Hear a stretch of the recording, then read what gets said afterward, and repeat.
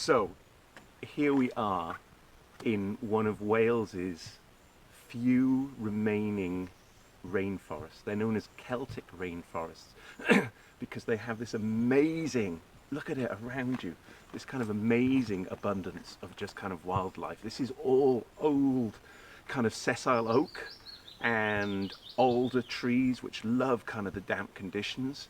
The ground is full of kind of rich kind of mosses and lichen and bryophytes. It's absolutely just kind of one of the most kind of magical, wonderful place. And this place, Gwenffrwd Dinas, actually has a whole other story to tell, and we're going to tell that in a minute.